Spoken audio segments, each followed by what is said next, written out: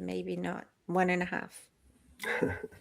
It's looping, it's wanting to connect. Can social media, AI, automation build or destroy your professional career and entrepreneurial for that matter? That is the topic today. We have executive coach Yusuf Scali, founder of Scalability Coaching and known as the Walking Coach. We'll talk about that. And of course, we have our great co host, Dorotha Heiss, who is an AI and automation strategist. And she's also our editorial director of all things PWT Publishing. Welcome, guys. Thank you. Happy to be here. So, Yusuf, we'll start with you. You work with a lot of executives, you do a lot of corporate facilitation, and you're just overall a great guy. And by the way, you have great social media engagement with your brand. So we want to hear about that. What's the word? What's the word? How are people engaging and embracing the need for technical literacy to succeed? Yeah, well, thank you for having me. First of all, just a disclaimer, I have been out of the social media in recent months for personal reasons. However, I still see automation, social media, and AI as a foundation for the future. It's here to stay.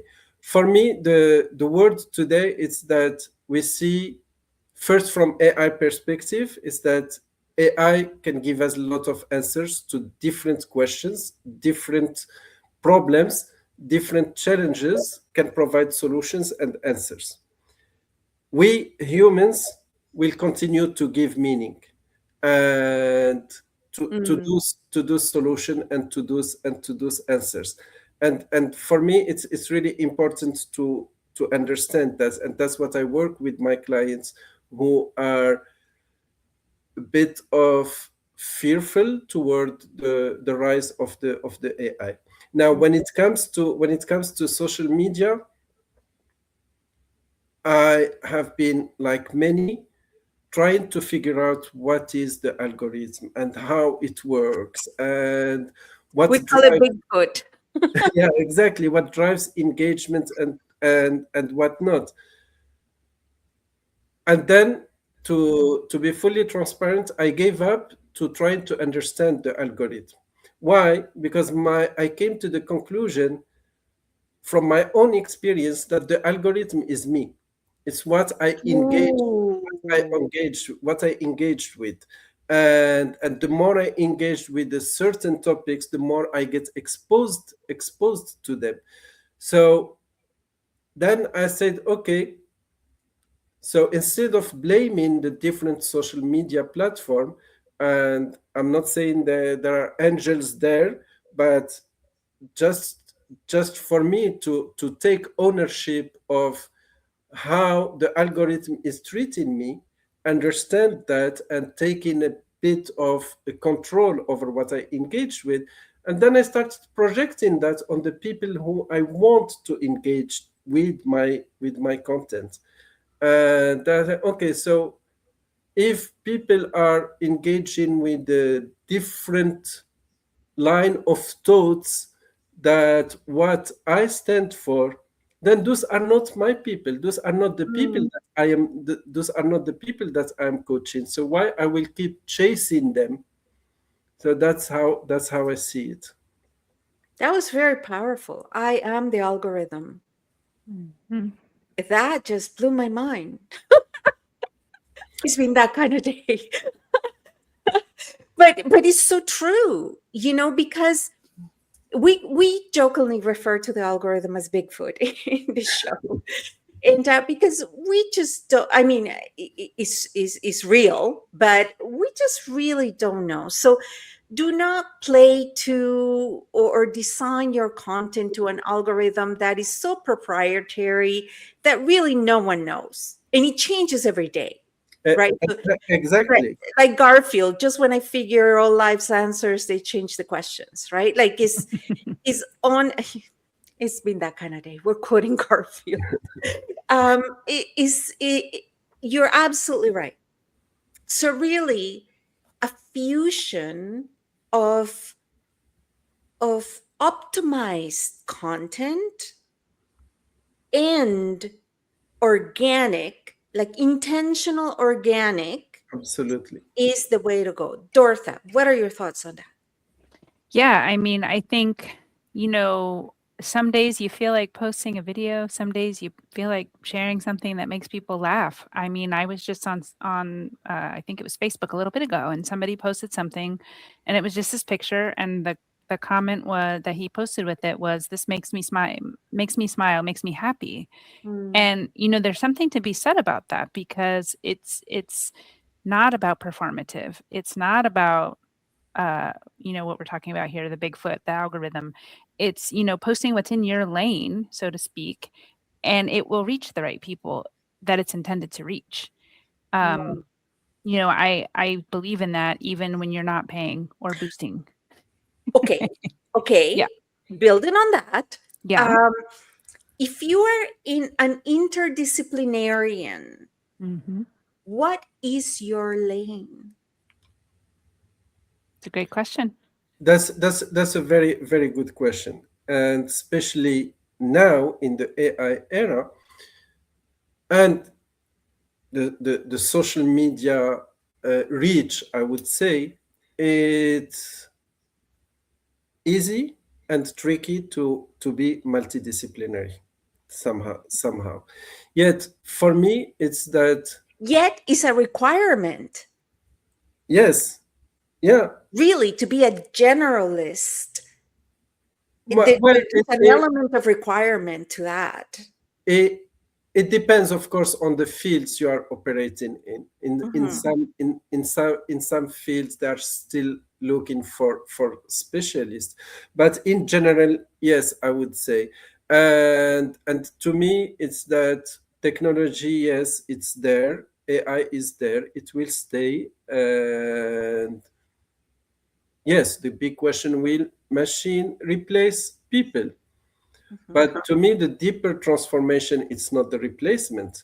So the main lane I see now is the most valuable human contribution, where it becomes the human judgment, the empathy, the ethical decision making, the mhm, the, the mm. the human creativity, and the human connection.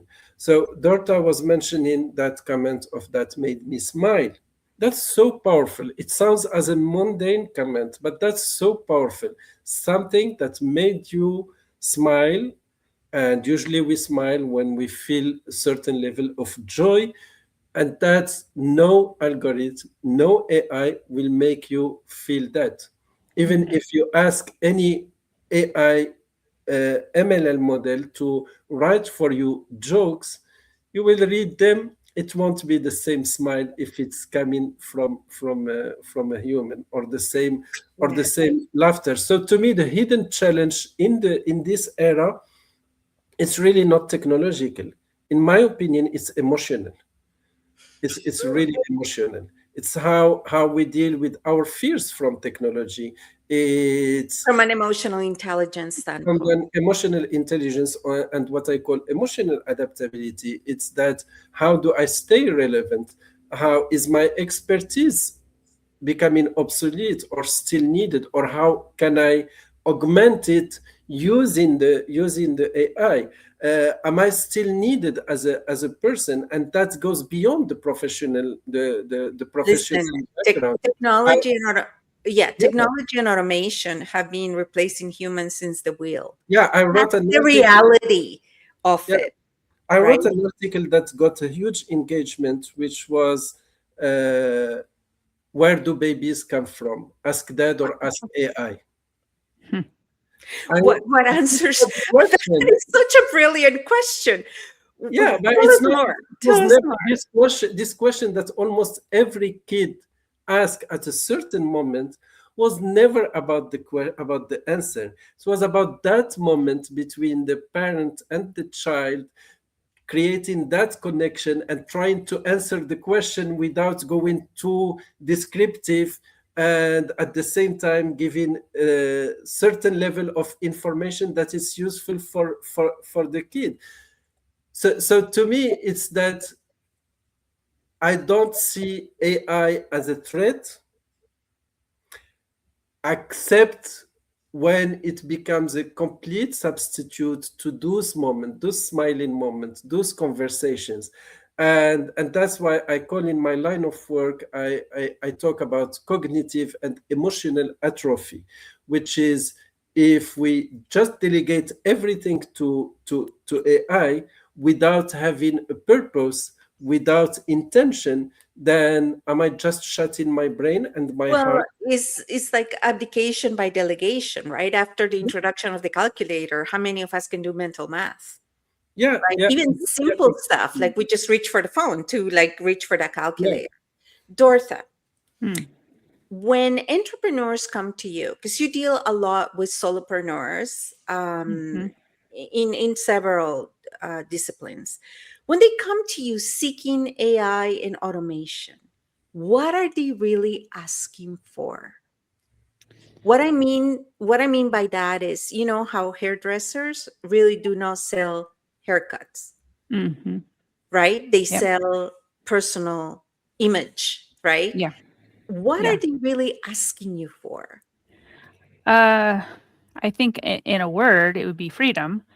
Mhm. Um, and at a deeper level, it's understanding the first of all, staying current, right, is very important for a lot of people, and especially for a small business owner, because if you don't know what's trending or what's hot in your market, that can be how you get left behind. It's one of the ways for sure. So I think a lot of people, it's relevance and it's freedom. So I think it's the blend of those two things, and it's how does this fit into my world, right? Like I do work with a lot of people in the wellness space, and Mhm. typically they are more hands off with technology than a lot of people.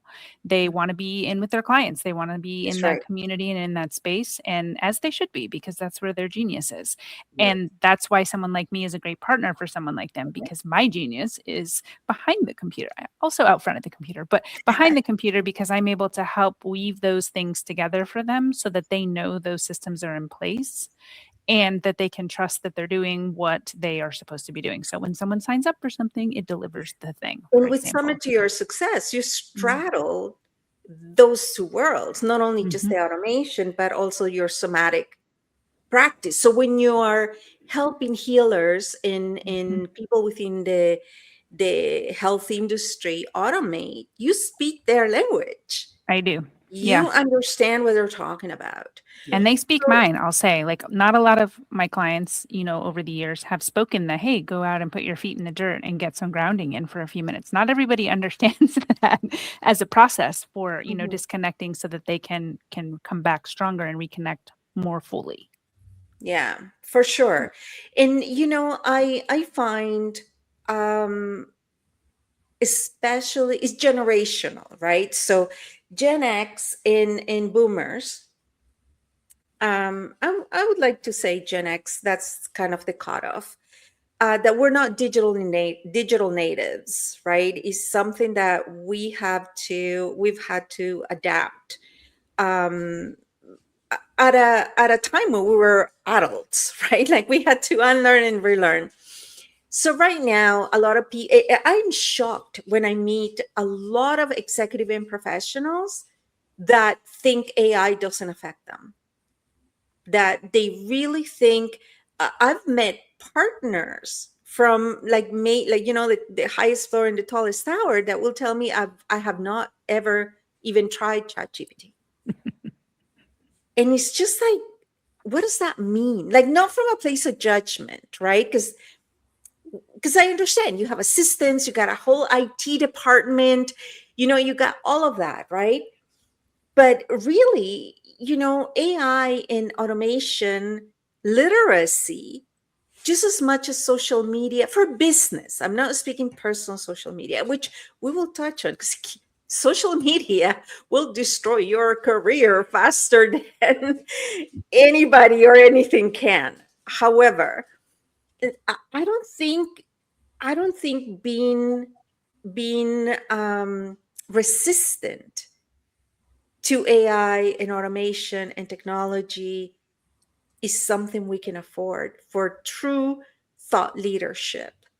Um, what do you guys think? Like, can people? Oh, I have assistants that take care of that.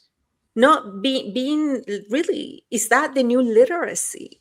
Uh, Personally, I think that this is missing the the train, if I may call, of the new leadership advantage, or the new leadership and the new leadership demand as well. Because in the past and for years, leaders often meant that being a leader is that meant having all the answers, Hmm. solving all the problems, having the expertise.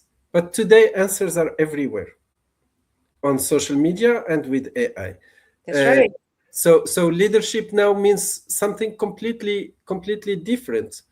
That all the theoretical books that we read and has been written about leadership today, big part of them are coming to fruition. That And be the prepared to be challenged yeah, by all exactly. the people. Mhm. So today I see that if we are not first people who say AI cannot replace me, you can't know that if you don't. Said the person whose name we cannot remember. But just to say, this you cannot know it if you don't use AI. And for me, the more we will use technology, the more we will understand what cannot be replaced, and not the other way, and not the other way around. I That's like that. It's almost like Mhm. you got to know the rules before you break them. yeah, absolutely. And the other Mhm. thing is that, again, I talk about the uncertainties that are coming from everywhere, including the technology, but there are different uncertainties. AI sure will never provide the psychological safety.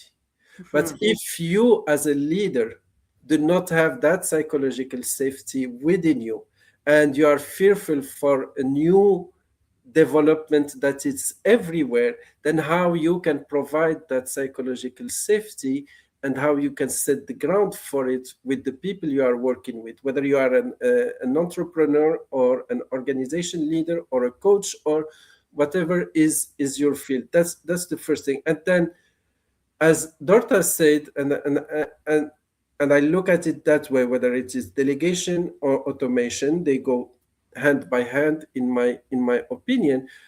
But then the core idea is that that means that something, a task, a responsibility that I was doing and I was dedicating time to, now it's being done by someone. So what I will do with that time that I am gaining, Mm. first taking care of myself, so that I can take care of others. Second, I can be helping people that I am influencing to navigate those uncertainties, to interpret the complexities, to stay aligned with the values, and most importantly, to feel seen and supported.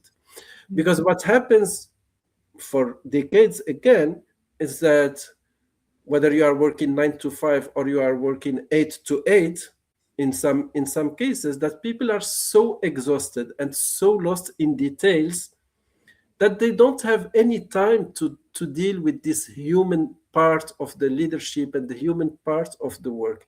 So for me, I see it as an opportunity to focus on that. And I think missing out on really becoming proficient in utilizing AI and automation as a tool, which is what it's designed to be, is a machine that helps accelerate, just like a calculator, helps you do better math, or a car gets you there faster. if you do integrate it and implement it as a tool, not something, I think the minute that we begin to think of it as a greater source and power than ourselves, their ability to discern and our ability to know, right, what's what's right or wrong. I'll tell you an example. And actually there's tons of clips like it on TikTok and in YouTube. I think mainly on TikTok. And and I love it, right? Because I mentioned prior that as a leader, right, if you're just using old textbook knowledge or old experience and you are responsible for people or you're putting content out there, be prepared to be challenged because everything can be vetted now, Yeah. right? Like in seconds. Mhm. But I was asking AI, and I'm actually teaching my realtors how to utilize AI in Gemini to, do better market research on their own listing, where something before was really left to experience, right? And it wasn't intentional that I was teaching them. I just happened to mention that I was curating my listing through Gemini and AI. And I was saying, so what's wrong with this listing? How can it be better? Like, what do like dissect it, right? So one of the things that came back on the images that I provided, and I said, how can you optimize these images, right? Because it's such a competitive market, right? So one of them, I forget which one, so we shall protect the innocent AI, said, things like the dog bowl, water bowl, should be removed. I'm like, excuse me? Can you show me in these pictures where the water bowl is? Because I know for a fact there isn't one, right? And it's like, well, on the third picture, show me, circle it. Like, tell me where in this image there is a dog bowl, water bowl, right? And there's been tons of AI challenges, like mind games, if you must call it, to show that yes, AI and automation technology still needs human discernment, right? And what Yusuf said is you can no longer sell the answers or information because that has become democratized and is human rights at this point to have access to this information.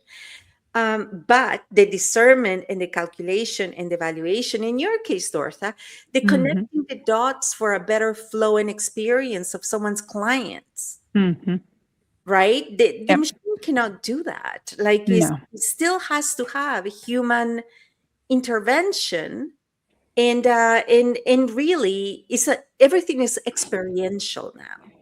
And to that point, I will share that I was in an argument with my AI yesterday, or maybe it Ooh. was the day before. We had gone back and forth. I provided screenshots and I said, "This is what we're doing. Here's the workflow," right? Sent all the things. And it was the client changed their mind. Shocker, it happens. On when we were sending something. So I had to go back into the workflow, change it up. And this particular tool, who shall also remain unnamed for the privacy of how terrible it is, um, it after I changed everything, it started sending everything twice, and it's one of those glitchy, weird ghost things that even though you killed the automation, you untagged everyone, retagged them, and changed the configuration, it still thought, "Oh, this thing is running over here somewhere in the phantom background." So I had to go back and forth with the tool I was using, the AI, to figure out the time difference that I needed to set up these emails to go out. And in order for them to go out when the client wanted them to hit certain times, inboxes at certain times in Europe, based on my time zone in Pacific time. So it was a very big, get the calculator out, do the math. Also, though, knowing that I'm like, no, that timing isn't right. That's not going to work. We need to go back and go back. And it's to that exact point, Carolina. We can't just trust the output that the machine is giving us just because it's the machine. It's not, Yeah. bona fide Yeah. fact. Yeah. Yeah, I would like just to 2 weeks ago, I was approached by an AI guru, and I And I thought you was, were going to say I I was like being the guru approached by AI. on the I'm and I street. was, curious to see where this is going. and I was curious to know what they had to offer. Mhm. So the person went through my profile, knew a bit about me, what I do, and the whole sales pitch was, we can build an AI agent for you Mhm. that can do your coaching for you so you won't have to coach anymore. And Oh, then you will gain money like 24 hours a 7. And I was like, but that's not what I mean, that's not what I want to do. And then how? So, but I was curious, and we were going through the conversation, and it was just a cycle of taking different elements from different researchers, different articles, different websites, putting them together, taking my publications, putting them together, and selling them to people. it's sort of like the GPT that you wrote, Dortha. Kind of. Except mine is just a GPT. It's not actually doing the coaching. I think No, but I meant Yusuf is Yeah, this, yeah. So the logic behind in terms of interaction most probably must be yeah. like the GPT Yeah. you did, but the whole idea it was a full ecosystem from start to Mm. finish where I am not present, But and with the what would client. be the attractiveness to that? There's a lady, and again, we're protecting the innocent today. It's a long story, but Yeah, I there's a want just to lady that continue on that. I want just to yes, continue sorry. on this because for me, I see it as a danger, especially in the coaching field. Agreed. In my area, that's I see it as a Mm. danger Hmm. because to me it's that in this AI era, my biggest currency is my human presence. That's right. And my clients get surprised when I tell them, I ask them bluntly, did you ask any AI these questions that you are raising Oh, today? And they Mm, I like mhm, that. and they Hmm. say, what? And most of them, 90%, they already did. mhm. Like Mm. WebMD. But because Self-diagnosed before you But came. because they think that this will offend me as their coach if they tell me. So I open the door for them. And then I encourage them even to do it more. I tell them, come and we will discuss that. Hmm. We will interpret that. I will be there to listen fully to you, to pay attention to the your interpretations of the answer, and to be really emotionally available with you on that and creating that space for you where you can explore the answer. So yes, it makes my coaching more efficient that way rather than having the session, because I had clients before who would have a session with me, we will exchange and explore different areas, and then they will come after 2 weeks with a completely different approach, and then I could sense that ChatGPT speaking. It's not the client that I met 2 weeks ago. Hmm. And I say, you know what? I'm not competing with any AI. There is no. Mhm. I'm not there to compete with AI. Plus, it's not about quantity. Look, what we do as clinicians and practitioners is the quality, is that bank of knowledge and research and study and all of that, and the ability to not give a quick one answer fits all, Exactly. Yeah. right? To Is listen interesting, so and interesting. and to be able to weave in, oh, a few weeks ago we talked about this, and like maybe that's something that's shadowing in that conversation at the present moment, right? And AI isn't, they can't remember, like you have to tell it, go back and remember, reflect, go look at that document, whatever it might be. You have to be the one that tells AI that. As a human, the Yeah, person, the presence, you're saying, oh, Yusuf, yeah, you remember a few weeks ago we talked about this and you said da da da da. And like how's that working with you now? Like what is that experience like for you in this context? Are you still working through it? Those are the things I think really that differentiate, that quality you're talking about, Carolina, and versus just Right. mass production. I've been hearing that same kind of thing, Yusuf, about, oh, you can just replace yourself with an AI and it just, I don't know. I and it's not about replacing. Really, it's not about mm-mm, replacing anyone. It is Mm-mm. about transforming the way we do things. Yeah. Enhancing. That's Mhm. so really at a leadership level in an entrepreneur where you're a thought leader, entrepreneurial, you're a rising, star in the workforce. Being AI and automation illiterate will damage your career. Do you need to be a coder programmer? Like, no. No. But you do need to have a basic understanding of how does it impact what you do and those you serve. And we'll continue having conversations about that. Yeah. And Yusuf, we appreciate your insights into executive presence Mhm. and professional mobility and its impact on technology. And If I want to leave, if you allow me just to leave the audience with one key questions to me and to reflect on, because there is no more question about how intelligent will AI or will the machines become. It will continue being there, but to me the real question to reflect on, it's really how intentional will we be about remaining human and not trying to replicate or to do what AI do and say I can do it better, but how I can remain human and even become more human. I Thank you. love it. I love it. Mhm. Dortha, last words?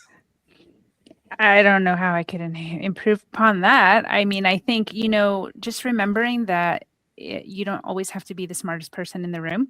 I think is the companion piece I would say to that, and it's the thing I feel leaders are a little bit struggling with and feeling like, oh, but if I don't know, then that makes me look weak, and it doesn't. It actually having smarter people around you helps enhance and uplift everyone in the room. You have to be the best student in the room. Yes, Yes, for And sure. thank you, everybody. Brilliant. thank you. We'll come Thank back you. to how social media can build or destroy your career. Just social media. So thank you to our Bigfoot algorithm and to Yusuf and Dortha. Until next time.